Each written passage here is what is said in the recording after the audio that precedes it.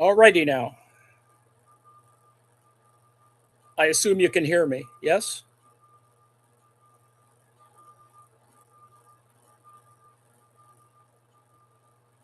Alrighty.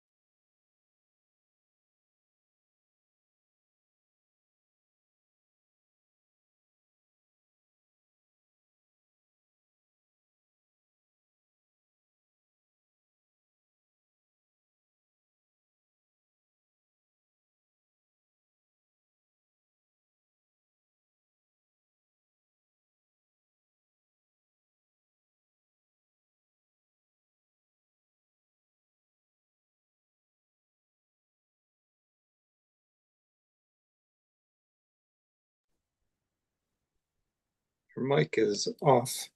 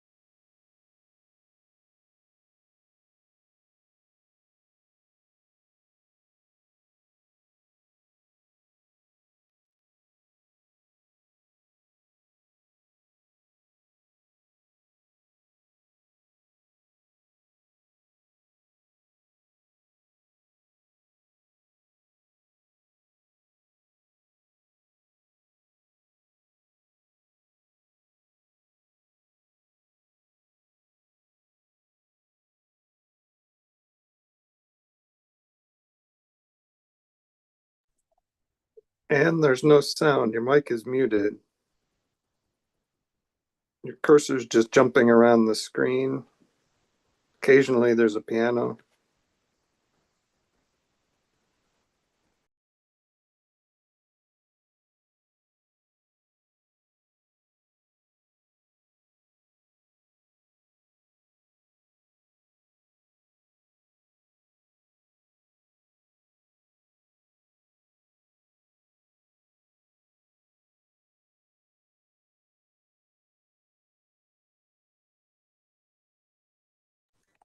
Anne, can you hear me?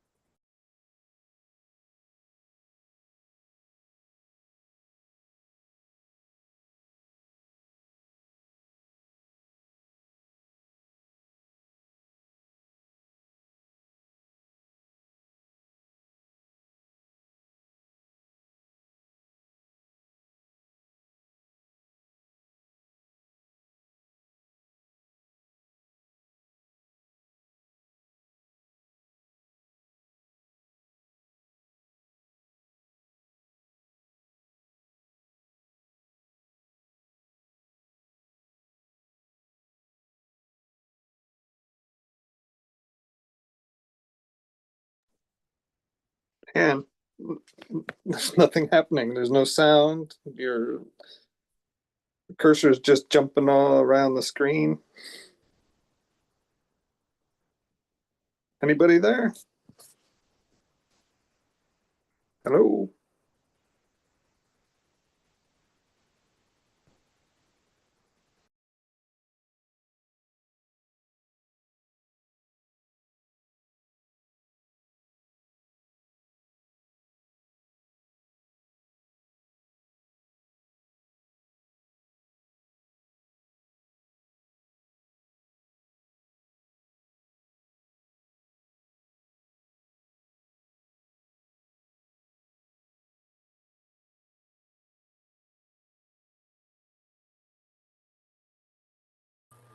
Can you hear me now? Hello?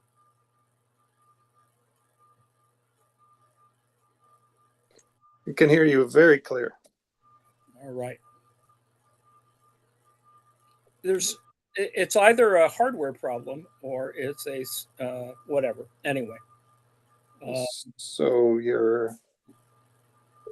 Oh, we are talking on live. It's okay. Fuck Feel this that. shit. This is just. Can you hear me now? Yes. All righty. Let's start from the beginning. Welcome to Wednesday office hours. Uh, we've been looking at a variety of things, but the intersection of semiotics and economics. And as I said before, there's a collection of articles that attempted to do this. And it's surprising that 40 years later, they're still figuring out the same problems. The point, of course, is to ultimately still get down to analogies and metaphors and how you're going to use uh, certain ideas from physics and work them in with economics. And by doing that, uh, allow a point of view on semiotics to more fully deal with the analogy. So, this is what the LLM tells me. That is, the analogy between economics and physics is the most enduring and influential metaphor in social science. Uh,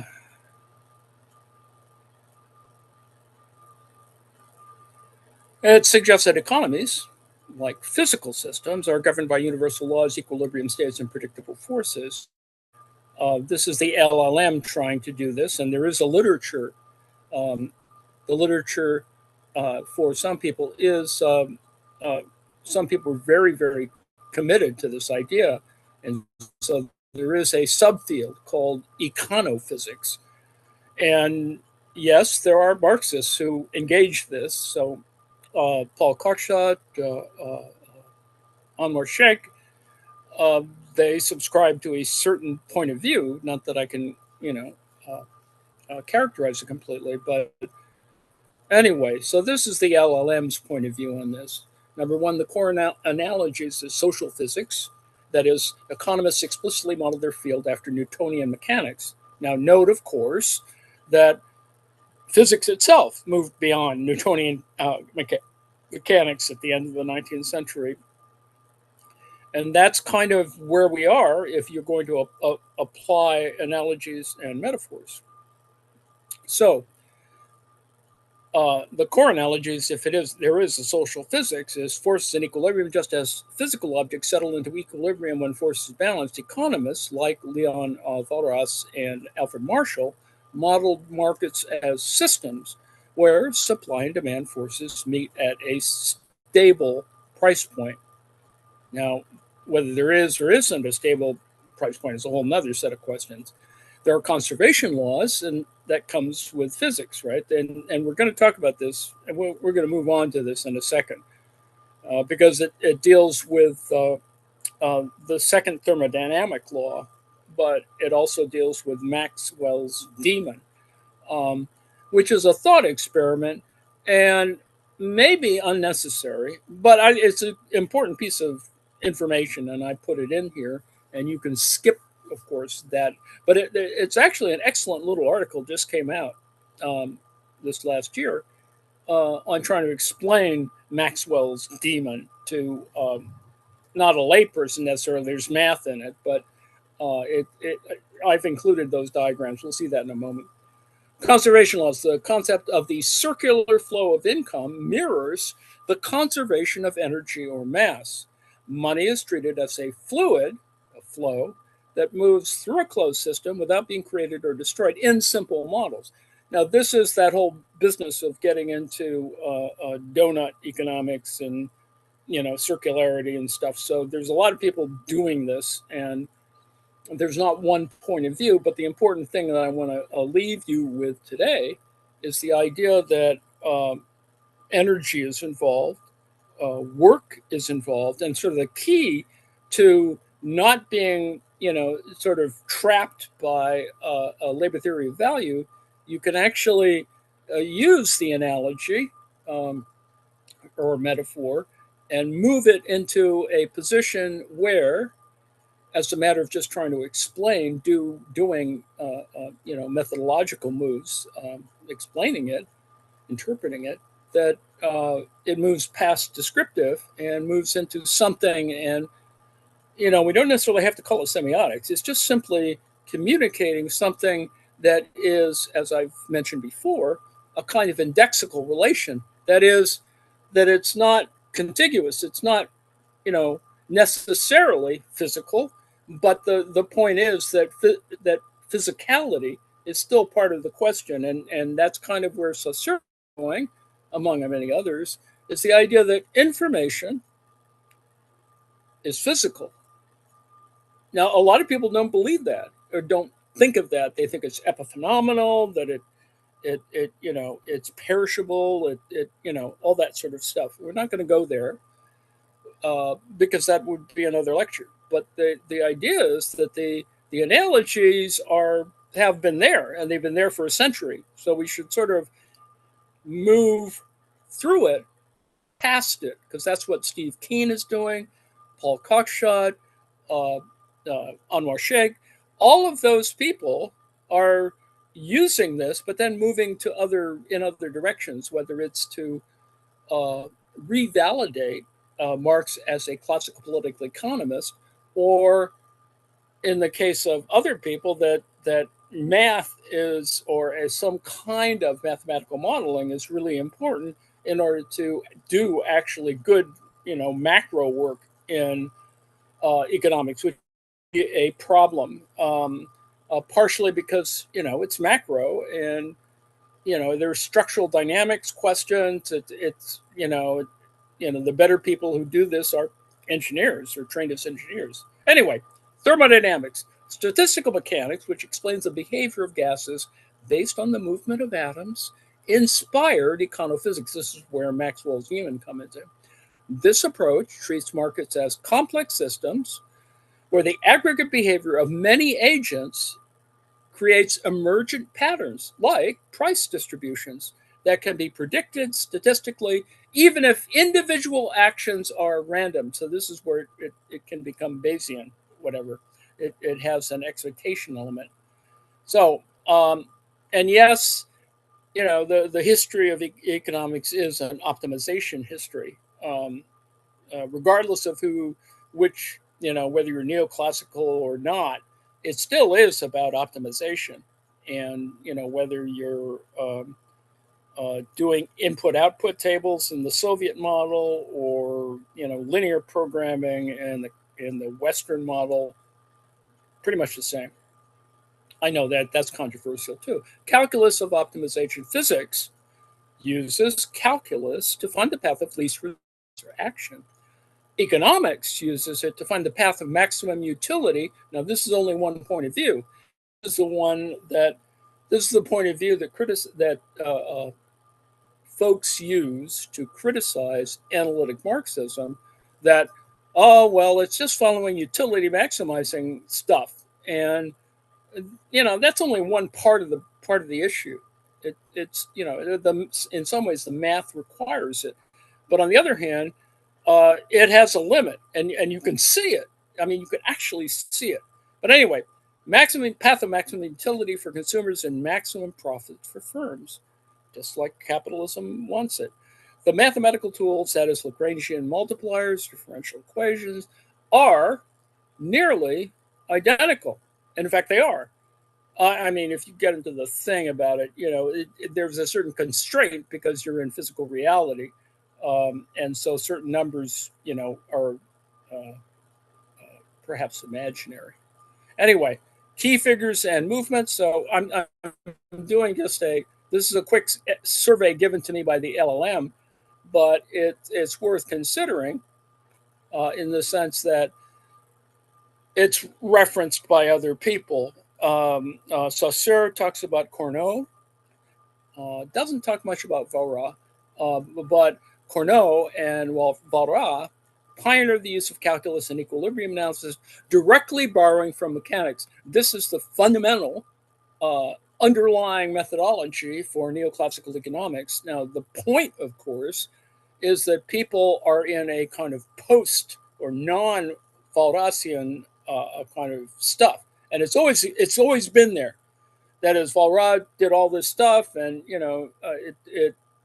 the math works, and as I've said before, you get relatively parsimonious, efficient stuff, and because it's borrowed from mechanics, it has that certain formal quality, and so anyway, Pareto. Recall that Pareto, there's something called Pareto optimality, etc. Vilfredo applied concepts of energy efficiency to economic welfare, and we're still doing that. I mean, and there's a whole literature for this that is uh, to not worry so much about the kind of abstractness of a price system. Energy is perhaps a better way to measure that. And there's a whole literature for it, and it works better in terms of ecology, etc. So it's there. Now the point is, it kind of gets over determined, Pareto optimality, that that there is a certain linearity to the process, and the reason why that is to get the markets to sort of work, to get the price system to work. Now the problem is, of course, that this is it lacks institutional constraints, it lacks the social physics, as the LLM refers to it, and then there's this third thing, and this is where Shake and I think Cockshot is sort of in there. A movement started in the 1990s, econophysics, led by physicists. There's a whole literature on experimental economics because it's easier to model. It provides relatively good toy models that you can sort of mathematically get to work. You could actually do it in a lab. And there's several programs in the United States that Caltech has one where experimental economics is important. And lest you think that that's it's not run by capitalists. The people like Bowles and Gintis were kind of looking at the same experimental issue. Now the problem is, of course, they didn't have an army of graduate students to sort of get it to work properly. So, and that's another issue. A movement starting in the 1990s, led by physicists like Eugene Stanley, that applies statistical physics models to stock markets and asset models and other things. On the one hand, in a certain mathematical way, they look like they work. Now, the problem, of course, is that in reality, in real life reality, irrationality reigns and people do stupid stuff. And so the LLM at least, lays it out. And I don't rely on LLMs, but I think that what I like about LLMs is that they provide tables, and often the tables are either crazy, stupid, hallucinatory, but this one is relatively good. So, arguing that financial crashes follow power laws similar to earthquakes or avalanches rather than the normal distribution bell curve assumed by traditional finance. Now, clearly, crashes and crises, that's what Marx is talking about. So, It's not that, foreign or alien or dissimilar. And in fact, the capitalists have proved this. 2008, for example, among many other crises, etc.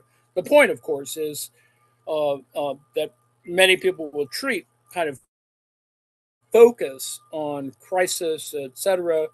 The need to be anti-imperialist, to validate the class struggle, all that stuff. Fine, but the reality is that there's something else going on that is part of nature, part of the social, the ecology, that one needs to sort of have a handle on, and that it's not purely financial. And that's the problem that many people have. There's just too much math and a capital asset, blah blah blah. Um, that it doesn't invalidate the other thing. The math can actually work in a political economic sense. So there is this analogy, physics and economics, based on essentially a model coming from Newtonian mechanics. And note, of course, that Newtonian mechanics never disappears. It just, the layer that goes on top of it is, Einsteinian or whatever, however you want to, talk about it in the math and blah, blah, blah, blah. But relativity, pushes this in a slightly different direction. And we know this. We know this because the numbers or the empirical stuff begins to work out, and with better telescopes and blah blah blah blah, you get a better sense of that. And yes, it is about where the analogy fails is despite the mathematical elegance. I mean, that's what attracted people to it. That the numbers would come out right, which Marx wanted that certainly in Capital. He wanted the numbers to come out. The problem, of course, is that it's not just about numbers. It's always not been about numbers. The numbers help us get to a place, but it's not about the numbers. It's about other elements.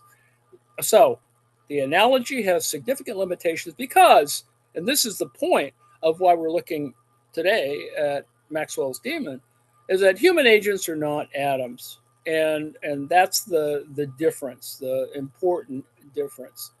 So there's a table that I put together where the analogy fails and uh, has three columns, four rows. So upper left, column one, row one, agents. That is, in physics, atoms are identical and passive.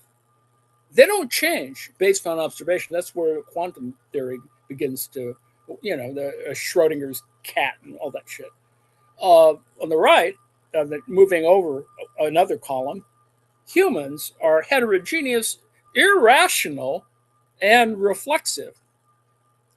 The point in talking about it that way is that, stuff happens. People, you can claim, for example, rational expectation. That's a whole lecture there.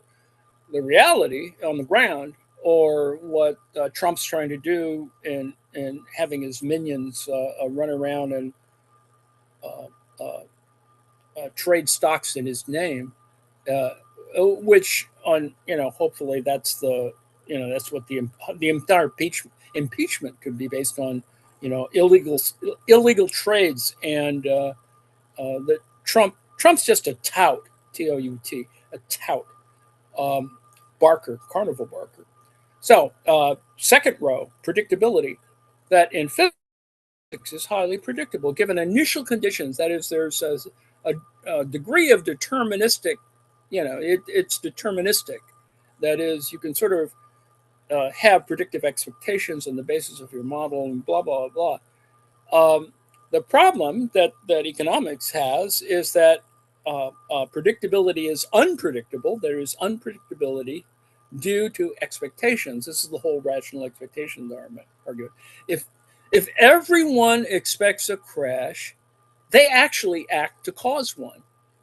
Now that seems a little overly behavioral and deterministic, but that's kind of what happened in 2008. And it's sort of what's happening now, even though they're dolts, in the current administration who truly are going to get us into trouble because they're not very smart. But anyway, third row, laws. That is universal. Physics has universal and unchanging laws, but that's all kind of problematic relative to black holes and blah blah blah. Dark, you know, uh, uh, dark matter, etc. So gravity works the same today as it did in 1900. Yeah, it did. It does certainly if you're on this planet, but if you do other things that physicists are want to do relative to space time and gravity modeling, there's all kinds of stuff that people don't know and we're still sort of figuring out. And I mean, it's all really fascinating, but it doesn't mean that economists or political economists have to be cosmologists. You have to sort of worry about what's going on, light years away. But anyway, economics in terms of laws is context dependent. That is, laws change as culture, technology, and psychology evolve. And that's the whole history of economics, particularly in the 20th century, is to move towards psychology stuff. Behavioral economics is now a field in and of itself, and influenced by people who mainly, did the math, the stat and probability work to try and move it in that direction, and then ultimately grafted an entire set of behavioral modeling from psychology onto this. Now, the problem, of course, and remember, I just mentioned the idea that there was a kind of interest in experimental economics where you could get it into a lab, you could sort of do it in a lab and make arguments about it. And similarly, great game theory also provides that. But anyway, so fourth row, equilibrium. Systems naturally seek equilibrium. That's in physics.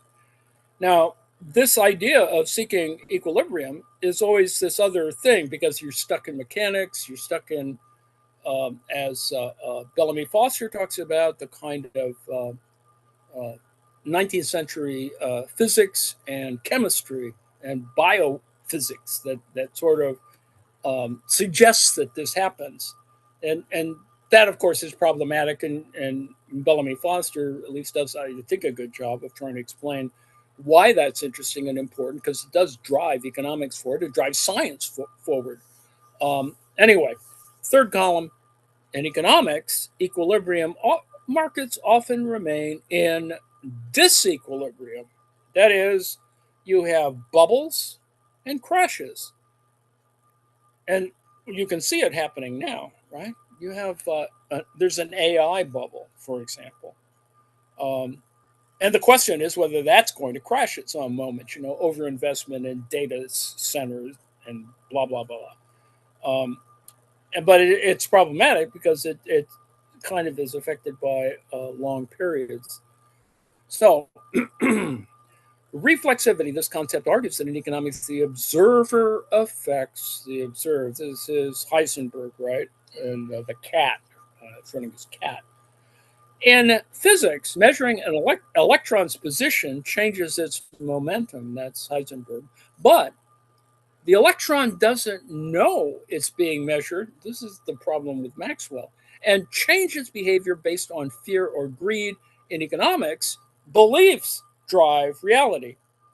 Now, that's a relatively tautological, but the idea is that belief systems, like ideology, move different ways in which we consider reality. So, religion, for example, as an ideological state apparatus, drives this reality that that we might go somewhere after we croak. So without going too far afield on that. Um, anyway, the modern shift. So the Newtonian analogies, economics has moved away from strict Newtonian analogies towards more complex frameworks. Behavioral economics, which I just mentioned, incorporates psychology, acknowledging that humans are not rational optimizers. Although, um, people spend time modeling behavioral economics as though it had, there's an underlying optimality thing that goes on in there that is kind of covert, like covert aestheticism. But anyway, uh, also complexity economics view, and I'm writing something on this that'll come out a week from Sunday or this Sunday. Complexity economics views the economy as a complex adaptive system, like an ecosystem. So remember Bellamy Foster, or the brain. That's a whole nother set of things, rather than a machine. So there's Descartes and whatever. It focuses on adaptation, evolution, and network effects rather than static equilibrium. It's pretty obvious. Static equilibrium is only there to teach people how to do comparative statics. It's not really, it doesn't do anything else. I mean, people don't operate like comparative statics, even though it's taught everywhere and in both and undergraduate and graduate level, and it sort of screws up the curriculum in that particular sense. Anyway, um, Bowles and Gintis, the late Herb Gintis, and Bowles is still alive. Agent-based modeling. Now, they wouldn't say what they were doing is agent-based modeling, but it does have elements of that. The thing they were working on in terms of evolutionary game theory, which is kind of for some people, it's the kind of leading edge. It it takes the behavioral economics and actually situates it, which is really important. It's not like experimental economics where you just have a lab and you can just sort of screw around like that. It really is trying to engage the world. Instead of solving a single equation for the whole market, computers simulate thousands of individual agents interacting to see what patterns emerge. This is what Shake is trying to do. Well, I mean, he does a lot of things, but this is one thing. And then Cuckshot's doing the same kind of thing. And they're using, big data sets to try and, make some sort of judgment as though, and, it's an aggregation problem. It's a number problem. There's all kinds of other issues that relate to it. But the reality is that it gives us a slightly different, but not contradictory window on how economies operate. So anyway, I'm running out of time. So the physics analogy provided economics with its mathematical rigor and the powerful concept of equilibrium. However, it is increasingly seen as a useful metaphor rather than a literal description. The economy is just not a machine. It's a living, evolving system where the participants learn, adapt, and change the rules as they play. And that's the unfortunate problem of the current economics. So I'll read this little thing here, and this I'm not going to answer. This is not going to answer all your questions, but it does point us in a direction. And as I pointed out elsewhere, uh, uh, using the word quantum is like using the word plastics in the Mike Nichols graduate film thing. Economics, as you probably know, is about how people make choices. Well, it's more than making choices, but making choices is one way to talk about it, as though you choose your agency, your actions are about choice, and that's a whole literature: social choice, public choice. There's a whole literature for this. The problem, of course, is that it's a little too functional or mechanical or whatever. So it suffers from all the things we just mentioned about, you know, uh, mechanics analogies. At a fundamental level, it's about the allocation of scarce resources. Yes, it is about that. Now, allocation of scarce resources, you want to think about, well, what does that mean? Is it better to have socialism to allocate scarce resources? Or is it the fact that uh, scarcity shouldn't drive one's life? It should be that you adapt to not something that you would call scarcity, but frankly, just the situation itself is not one that sits in a kind of scarcity or fulsomeness, you know, kind of idea about resources. Because ultimately, if you start doing that, you get into this, optimality thing, and you know that the idea of an optimality thing has bedeviled economists. Piketty and the capitalism thing that he does, and showing how inequality and intergenerational wealth are kind of connected, and he uses big data or long data to try and move it in that direction. And there's a whole other thing about it. And anyway, people, businesses, and governments have to decide how to spend their time, money, and effort to get the most value. Traditional economic models often assume rational behavior. This is that I don't assume anybody's rational personally, but this is kind of the canon that's at work. Meaning people make decisions based on logic, and complete information. There's already a problem, right? There's no such animal as complete information or perfect competition, for example. But yet, people will covertly believe in a free market and free trade as though it's a frictionless surface. It's just so anyway, but let's face it, the real world doesn't always work like that. It doesn't. People act impulsively, take risks, make decisions based on incomplete or conflicting information. It's the Trump administration. Now that's where quantum physics comes in. Now this is that thing about, does this answer, is it magic, or is it a magic bean? Does it, and if you throw the word quantum in, does that help us or hinder us? By applying quantum principles to economic models, we might start to account for behaviors that traditional models can't explain. So you can see that talking about, and lest you think that's unimportant, the last 5 years have been kind of where quantum stuff, there's a mathematician who teaches other stuff, particularly he has a thing about quantum economics. And, his first article, I think, came out only 5 years ago. So there's still, there's a lot that needs to be sort of done.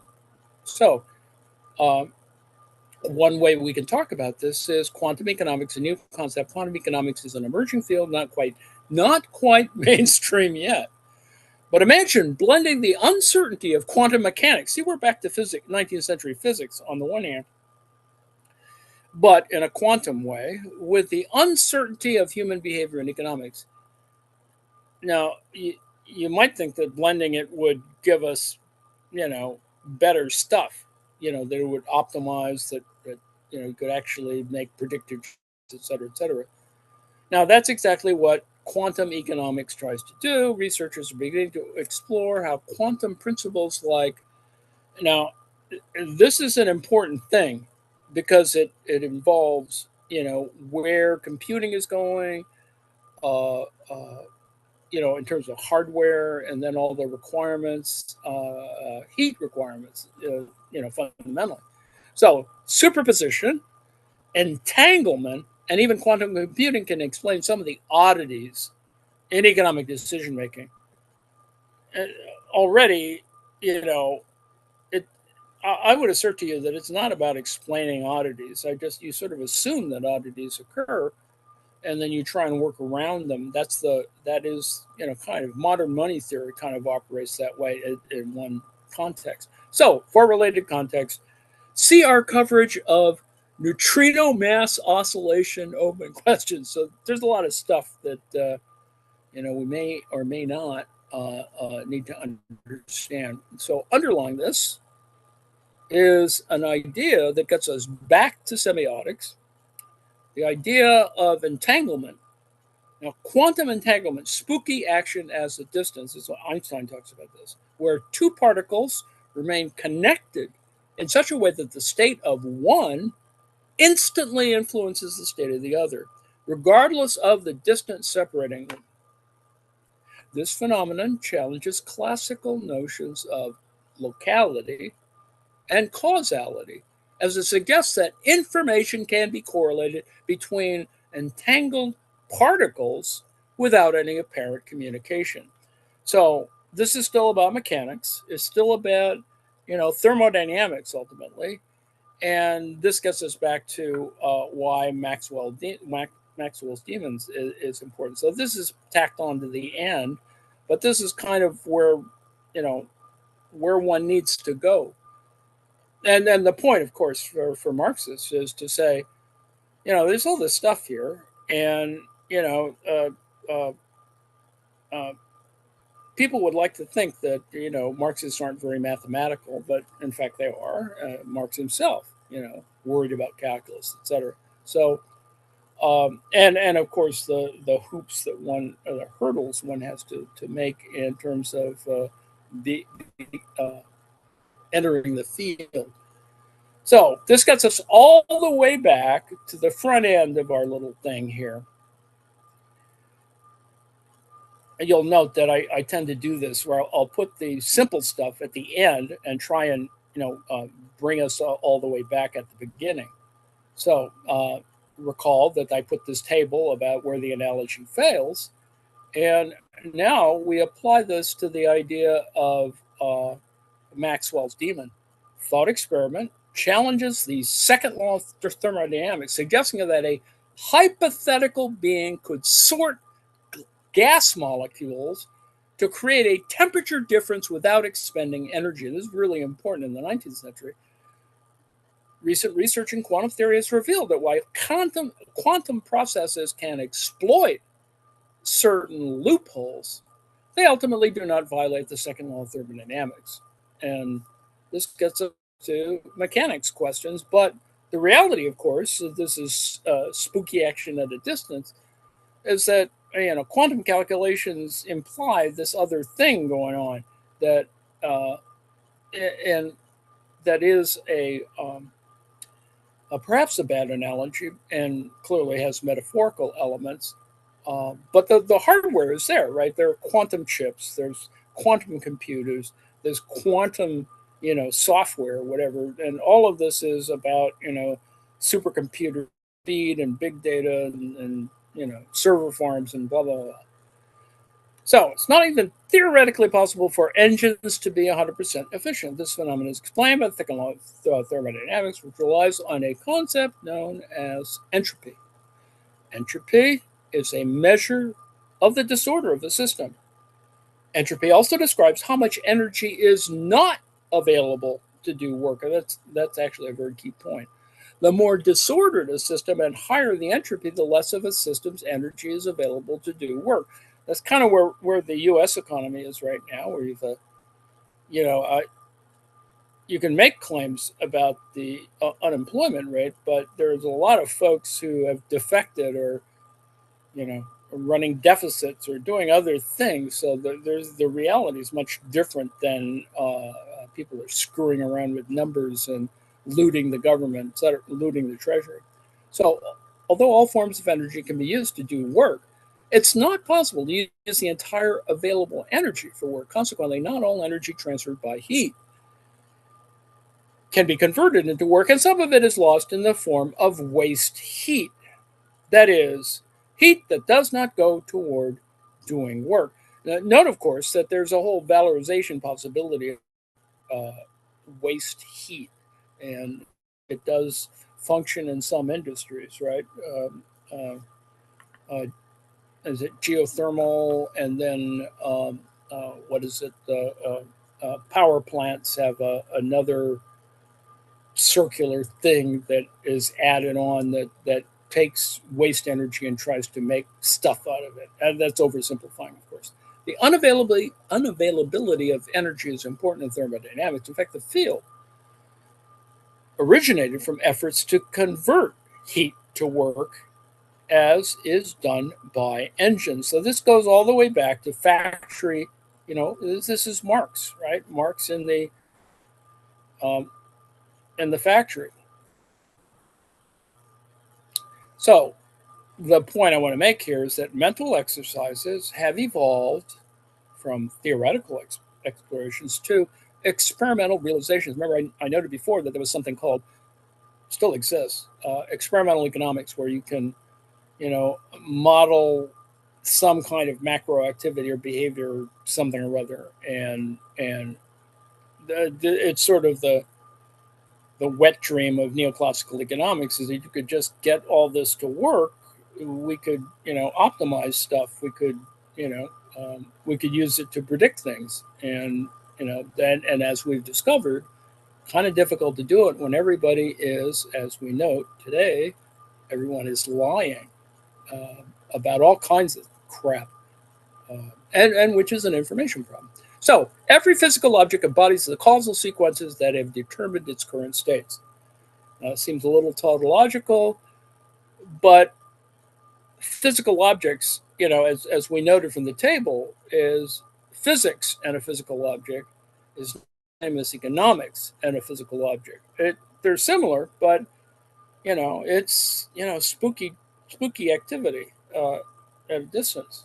Ultimately, that's how it's going to have to work, and of course, does require not only AI but a bunch of other things. So interpretants, recall Peirce object interpretant sign. Interpretants turn into objects in chains of semiotic processes. So this is what I was beginning to talk about in terms of indexicality. That is, things don't happen directly; they happen indirectly, and you can model it in a variety of ways. And there's another article that we're looking at for last week that had to do with, or this one has one as well, about modeling that the difference in Shannon theories of information, which is a very influential, linear model for information production that derived from World War II stuff and blah blah blah blah. But it is a way of talking about encoding and decoding. It's a way to talk about message. It's a way to talk about a bunch of other things. Sender, receiver, feedback, all those things. But the problem is, of course, that it's a little abstract and, in fact, difficult to make actually work. But anyway, so in this particular article by Winfred Noth, in this formulation, the parallelism between the two dyads, that is, two pairs of things, leaves no doubt that work is the signifier, whereas the wages paid for it constitute the signified of the signs of the labor market. So this one little sentence here allows us to talk about the labor theory of value without getting tied down with all these other congealment issues and et cetera, that it allows us to make a kind of formal judgment. Maybe it's a little functional, but it allows us to get past mere analogies and metaphors. So the article is Ferdinand de Saussure on the affinities between economics and semiotics. Now, as I hypothesized before, or I posed the kind of my thought experiment would be to have Marx, Peirce, and Saussure all meet together. And the world is possible that they all could meet together. They didn't probably, but it's nice to fantasize, and it raises zeitgeist issues and a bunch of other things. But anyway, so a 2020 article, and yes, there is a journal called Economie and Semiotique. Um, so this paper by Noth reconstructs from the manuscripts of the course in general linguistics Saussure's reflections on the affinities and differences between linguistics and economics, particularly his model of model of commodities as signs and elements of the economic system, analogous to the verbal sign as a basic unit of the language system. Now, this is problematic for all kinds of reasons that have to do with, you could argue, transformational grammar makes that problematic and blah, blah, blah, blah. The point is that when you think about capital, that is the text capital, by Marx. As I've said before, as we've discussed before in the literature, commodity is the way he front ends the subsequent editions of the idea of capital. And it is a reasonable way of thinking about problems of capital. And the issue for people like Rossi Landi is to talk about analogies and parallelisms as though language operated like physics, and it doesn't do that. I mean, it could, but it doesn't do that. And we know this. We know this from artificial intelligence. It doesn't quite do that. Um, Regardless of how you may think it operates, the basic argument of how um, AI algorithms operate is not identical to thought. I mean, it looks like thought, but it isn't. Anyway, key notions of this comparison are signified versus signified, signifiers versus signifieds, arbitrariness, syntagmatic and paradigmatic association. Don't worry, these are all technical terms, and they do sit in the both the linguistics literature and the semiotics literature. This is where it all overlaps. Positive versus negative value, type and token. Type and token is very important. Substance and form. This is the larger metaphorical question. The paper here, this is, we're looking at the abstract. It studies how Henri Lefebvre, Baudrillard, Rossi Landi, and the cultural anthropologist Marshall Solins, who is very rarely quoted, but but anyway, Mary Douglas and Brian Isherwood apply elements of this model in analyses of goods and commodities. So last week or the week before last, we looked at the application of semi-structuralist modeling to anthropological things, noting, of course, that in neo-colonial north-south interactions, this is a real, this signifies a real problem. Um, it ultimately is the problem of ecotourism, but anyway, that's another story. The paper argues that Saussure proposes a weak analogy, that one of its weaknesses is the comparison at the level of the word. This is a unit of analysis question, instead of the one of a proposition or an argument. So this is exactly, the transformational grammar thing, is that you have an infinite lexicon of words, but you have a finite means by which you put everything together. So you have all these words, and you can put sentences together, but the number of this Frege talks about this. That one is functions at the level of concept, that is, language or linguistics, long, to use Saussure's term, and then there's parole, which talks about the word, the utterance itself. And the point here, and it concludes with the affirmation, this article, that Saussure's analogies, recall that we started with analogies and metaphors, have a great heuristic value for cultural semiotics.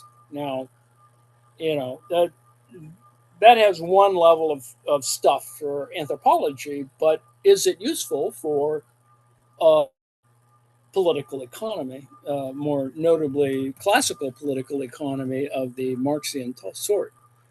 So, and I don't have much time here, but that you can read the article for.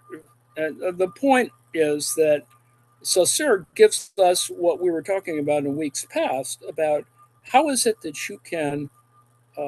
This addresses that thing I just mentioned about the epiphenomenal and the physical. And one way is to say, well, it's a sound image. It's the utterance that's important.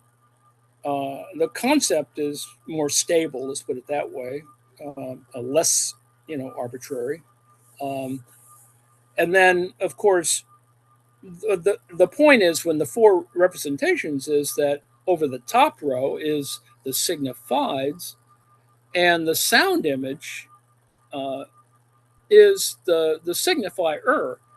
So in the two middle little ovals, you already get into concept problems, which I would assert to you is the same problem of econophysics. Is it you try and render these abstractions so that they work in reality, and uh, often, like Maxwell's demon, it's all very interesting, but there is no demon. And to hypothesize a demon is like hypothesizing the World War II gremlins that infested wartime assembly lines and their products. So, so I'm going to briefly go through this. I'm going to skip a bunch of things in here, but it is this idea of these are dyads, these are pairs of things, a dyadic model of the sign. And then, and recall that the course, when it says the course in general linguistics, there never was a complete book by Saussure. I mean, Saussure, made lots of lectures and had lots of students, and essentially his students sort of put together this thing that is the core to, but there never really was a total book out of the whole deal. Uh, and so much of the issues in this article are to kind of sort out the different interpretations of Saussure, which come from his students. Now, the point of this all, and particularly in Saussure's case, if you had a hypothetical meeting with Saussure, Peirce, and Marx, uh, the year that they would come together would be what, 1877. Um, and the point is, uh, or 67, whatever, 77. Um, Saussure would be 18, Peirce would be 36, and Marx would be 56, 57. So they conceivably could all have, a drink together or whatever. The point in picking this is that Saussure himself um, took a course as an undergraduate at the University of Geneva in political economy. So his whole, and this article and a bunch of others are talking about how um, you know people like Saussure and Peirce have this thing about economics because they're trying to get efficiency, they're trying to get they're trying to get done, and if you're more efficient about that, particularly if that that would help you in terms of grant money and that kind of stuff. Um, anyway, of the four, the first is the model of a verbal sign in general. Well, that's what I said when I said utterance. The second are exemplifications. This is the nonverbal, the tree in air quotes, and the image drawn of a tree, which it's not one tree. It's more of a it's a tree that's possible that a bunch of other trees look like it. But it's not the tree. Of the four, the first model of verbal sign in general, the second, third are exemplification. The fourth represents the model of a sign in general, verbal or nonverbal. So the goal in semiotics is to be able to talk about not verbal things and nonverbal things, but to talk about this broader collection of things that it's useful for design or art or for a whole bunch of other things because exactly this is the exact problem. Houston, we have a problem, whatever. Anyway, undoubtedly the picture undoubtedly except for the picture of the tree, the four diagrams are faithful to Saussure's original conception. The verbal sign has this paired or dyadic structure. It associates a sound image, utterance, with a concept, more generally a signifier, signifiant, and a signified, signifié. And yes, that the French. Well, anyway, it's French stuff. both constituents are conceived as mental representations. Now, ultimately, you could ask this question because it's not the Maxwell-Demon thought experiment a mental representation. The signifier is not an acoustic sound. And this is the point here. It's not an utterance. It's not an acoustic sound. It's a not a physical event, but an inner image of a typical pronunciation of the verbal sign. So it's a little more complex, and Saussure, gives us, what is going on is that it's the difference between linguistics and philology.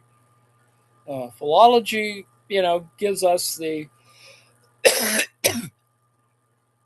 histories of a language, whereas linguistics tries to integrate that, not only the historical, the diachronic, but integrate it with the current, the moment synchronically. So, anyway, in this sense, it is without a physical materiality, but instead, the mental representation of how it would be perceived and how it should typically be pronounced. So, you know, uh, a sound image is a pure acoustical sensation, the identification of that sensation with the latent sound image, the muscular image of phonation. So the language is a little tough here, but this is Saussure, and he's writing this. He's in mid 30s or 40s. Um, anyway, so the next figure is the lateral up and down up arrows of all four representations depict the reciprocity of the mental association between signifier and signified. They remind us that the two elements are intimately united and each recalls the other. Now, the relation is reciprocal because in language, a concept is a quality of its phonic substance, just as a particular slice of sound is a quality of the concept. Now, ultimately, this gets us back to what we were talking about before, is the problem of Department 1 and Department 2 in Marx. And much of this is, our reciprocity and circuit problems. But anyway, the signified is a concept of mental representation of the sign's lexical meaning, the idea associated with its sound image. So automatically, you've already separated out, the sound, the utterance from something else. That's the whole point of semiotics, is to say, well, there's noises and other things, but it's much more complicated than that, particularly for humans. Even though we can make this argument for non-humans or primates or lizards. There's other ways to talk about this. That's why Bellamy Foster is useful. Saussure inquires little into its cognitive characteristics. He said, for example, that the concept is generally more abstract, or even that it is. Now, this is where it gets weird. Spiritual. So you could veer off into a whole bunch of other things, and we're not going to try and do that. But you can see how that can happen. So, for example, in language, as I said before, and this is Helmslab and a bunch of other folks, uh, including Chomsky, there are an infinite number of lexical items, and you can combine them in an infinite number of ways. But ultimately, syntactically speaking, you've got to combine them into sentences and propositions and arguments and other things, so that is where the conceptual comes in, and that you need to have some sort of order for this to work, um, an ordering process, like a syntactic process. Now, ultimately, let me break here for a second and say, ultimately, that's the problem of artificial intelligence, is that it sort of reassembles stuff and then puts it out. And it builds an LLM, puts it out. It does it in a kind of very mechanical way that appears reasonable or appears non-hallucinatory. But the fact is, it doesn't operate like a mind. It just doesn't. It's only a very specific way in which you talk about optimization, and it is optimization of various lexical things with your big database, a big corpus, and blah blah blah.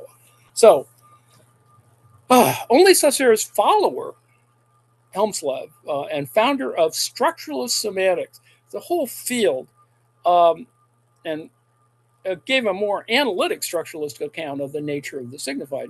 And there are a bunch of folks who have all these things about signifiers signified, Charles Morris and, the Tartu school and all kinds of stuff. There's all, it's why semiotics has probably never, worked properly because there's so many people trying to figure this out and a lot of it's just a trick problem. So according to this structuralist account of meaning, the signified is conceived as a structured set of minimal semantic units, these so-called seams. Now, let's not. There's a whole jargon for this, and we won't get too crazy about that. So, this is Saussure. As argued in all of its editions of the course, a signified is a concept in a storehouse filled in a storehouse filled by the members of a given for their active use of speak. It's like an LLM, right?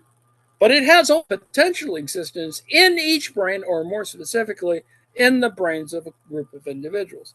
That's probably, the the falseness or the illusion of how an LLM operates. But anyway, except for the physiological argument that signs are located in quote unquote brains, which Peirce sees differently. Pretty clear that he does, he doesn't want to get into the physiological elements and he doesn't want to get into, an epistemological thing on what a brain is or what a mind is as opposed to a brain and whatever.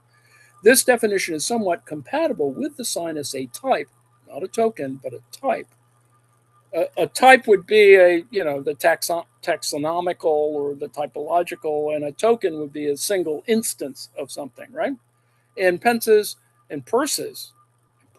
definition of a verbal sign. So I point out here from the article, Saussure is a student at the University of Geneva, attended the class on political economy. Henri Damet, author of an introduction to the study of political economy. So that's just an interesting sidelight that fits my little narrative. So Saussure's example of a verbal sign is the Latin word arbor. The course first represents its signified in the form of a translation of the Latin signifier into English, that is tree, but is originally arb, as in the French, distinguished from its signifier by quotation marks.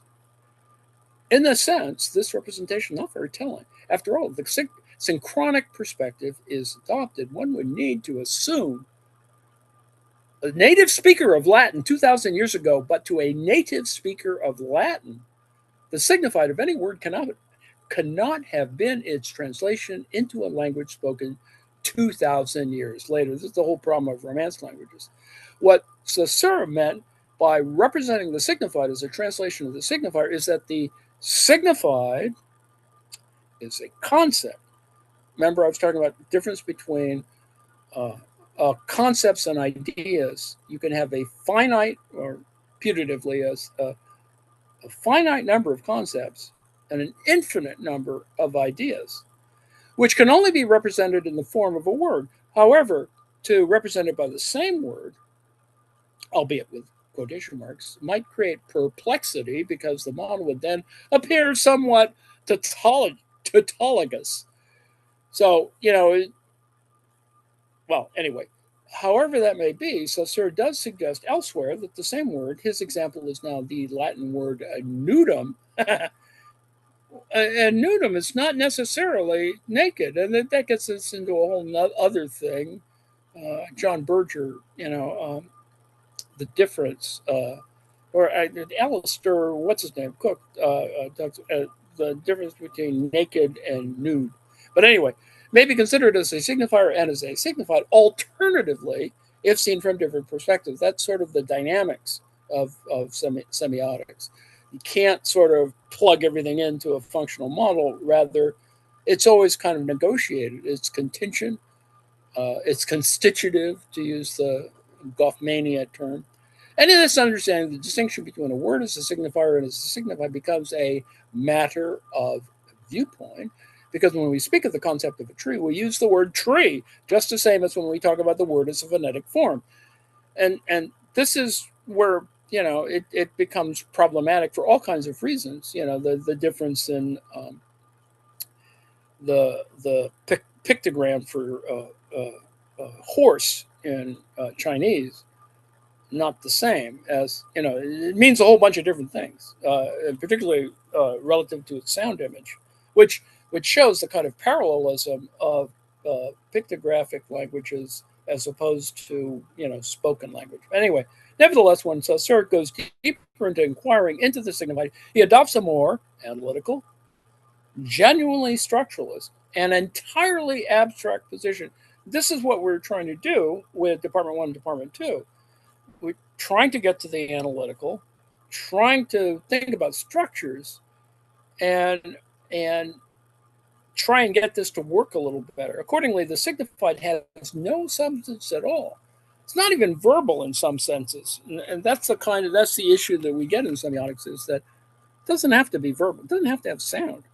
Instead of substance, it has only form. Now, the problem with talking just even the sentence, it's only form, is then you get to the next question is, well, what is form? And that can get really crazy. The elements of sound and thought combine to produce a form, not a substance. Now, already this is a problem. Our forms the containers for substance, etc. It just it's kind of stupid. Form means structure, and this is the whole. Recall that there are Marxists who believe in the value form argument, and this is similar to that, not identical, but it's the same kind of problem. And structure derives from the semiotic system of differences. That Marx points this out, that it is about this, the dynamic system of differences that's going on. What a word means depends on its difference from or opposition to other words. This is the 20 yards of linen equals a coat thing. Saussure's dictum that summarizes this account of the signified is, in language, as in any semiological system, whatever distinguishes one sign from the others constitutes it. So whatever distinguishes one sign from the others constitutes it. It's not the sign itself, but the difference. And this is where you get into the thing that Rockhill is critiquing, that we got off on this post-structural stuff, and it betrayed Marxism. The Western Marxism is a inferior version of true Marxism, whatever the hell that means. Difference makes character just as it makes value and the unit. So character, difference, value, and the unit. Now, the unit, of course, is a question that Saussure brings up, and that is a continuing discussion in linguistics. Is what is the unit of analysis? And it does bedevil a variety of folks. So anyway, I've already run out of time. I guess I'll leave this to the rest of for your own amusement.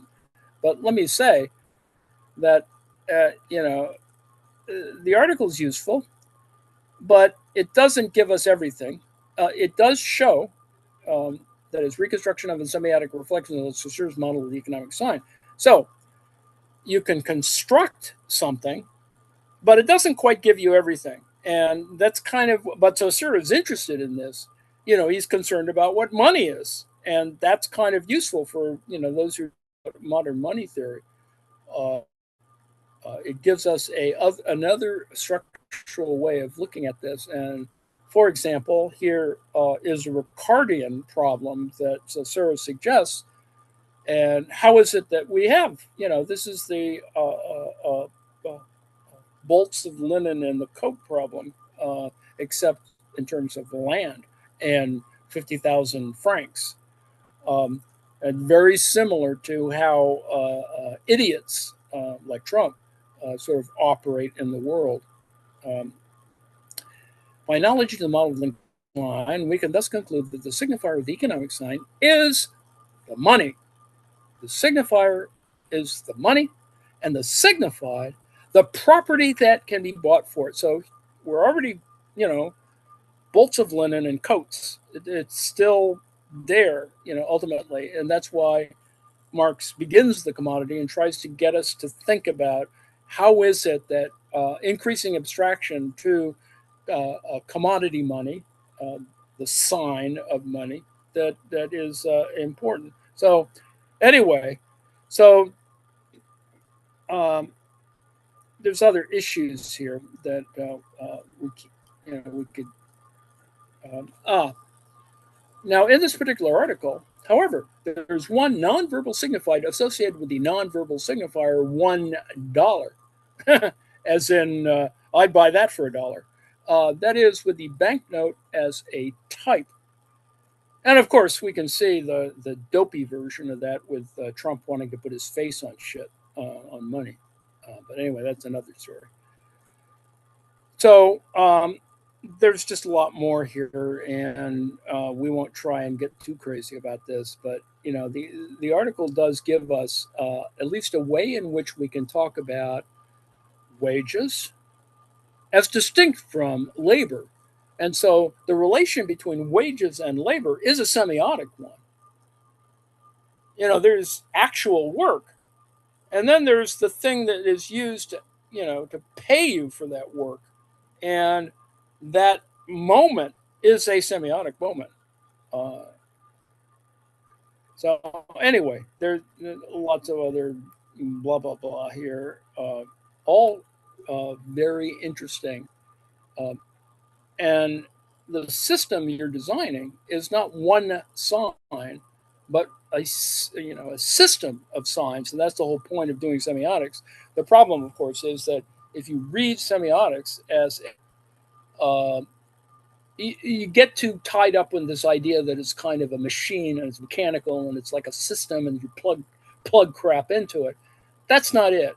I mean, you can do that, but that's not the point. The point is to suggest that there is relations, social relations among these elements that makes it, of course, more difficult to quantify or do empirical work, but it's still there.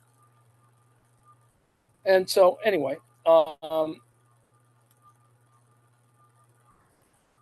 mean, the article gets really crazy, and talks about the difference between bushes and trees, and it's a little nuts.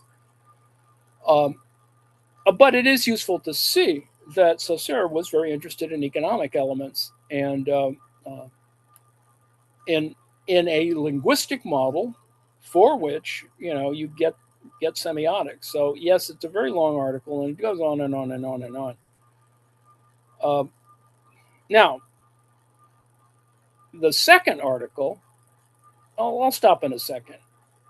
The second article um, is a one that is much more complicated, and deals with the front end of the semiotic problem using a Peircean diagram. But you can see here that it's about physics, right? Sign, measurement, Brownian motion, the mechanism, object, a gas, a microstate, interpretant is the sorting of this, and this is Maxwell's demon. You're trying to figure out, well, you're trying to make efficient stuff. And so there is a semiotics of the Maxwell demon. And, you can go at length about this. Um, but recall that it's a thought experiment, and it has other little things that it has different engine conceptions, as though the demon was lifting up a little window between the two rooms. And this is where the analogies and metaphors break down, is that, well, it doesn't quite operate that way. I mean, you want to assume that it does that, but the math doesn't work, and it doesn't refute the second law of thermodynamics. it might if you assumed a whole bunch of other stupid things, but that doesn't really work. So, um, there's an underlying article here, and that is the idea of the energy. And this is an article uh, that this is another article in the series. Um, Now, it is one that is hopefully you'll find useful. Information is central to modern economics, mostly treated in a disembodied form. This paper suggests a semiotic approach to information that interprets information in terms of the thermodynamic information theory. Now, this is a very big problem in physics, is to call, you know, how physical or what is the physicality of information. That's just, this builds on Peirce. You see, we're on to Peirce. Concept of finality, relating final causes to energetic transformations of the economy. And we sort of looked at that before. And uh, Peirce just wants to get this to work properly so that he can, make proposals for doing research. Um, I mean, that's his ultimate little sort of mercenary approach to this. So this is Karsten Hermann Piloth, Piloth, Piloth, a semiotic approach to information and economics. And now this gets us into the core, the Georgescu-Rogan thing on entropy and economics. And so after we've done all this arm waving or whatever, it's important to think about the actual thermodynamic mechanism, which I put in various versions at the end. But I showed you some Peircean triangles, which resemble, not identical to, the Maxwell, you know, Maxwell Demon thing. So I included a whole bunch of that kind of information, and then I tried, I had to go do this to explain crap to myself because um, uh, for example, um, you have a screw, right? Phillips screw or flathead screw, and it, the screw has nothing to do. I mean, there's a whole other set of things that go on with trying to explain the screw, a screw, and that we're trying to discriminate between certain types of information from other sorts of information. For example, the embodied D dash information of a screw depends on how many variants of screws we consider as possible forms or how we further break down properties of screws, such as length, windings, so on, but not on the properties of the molecules that make up the screw. See, that's where this Maxwell thing breaks down. It's that ultimately, and as I said, there's this little article that is a really pretty good introduction, even though it's got math, to how the Maxwell demon operates, and it's further down here. I'll stop in a second. And there's a whole other thing about abduction and which the abduction thing, because it's the seeking of a response, is similar, not identical to, but similar to the Maxwell issue. So it is ultimately about certain things about technical or techno semiosis. That is what actually happens. So you can see the Peircean triangle has a mechanism, has a sign, which is, we can call it design or form or something. And then you can see here in A, B, C, you have an efficient cause, that's A, the mechanistic thing, that is physical effect and work. B, which is formal cause, that is, there's the sign itself, the signifier, signified thing. And then C, which is the next thing, that is the final cause. This is what Peirce is, Peirce always tries to get this to sort of work out in a moderately linear way, that is like firstness, secondness, and thirdness, etc. So anyway, uh, yeah, there's a little remark in here about dysfunctional adhesive and post-its. But anyway, um,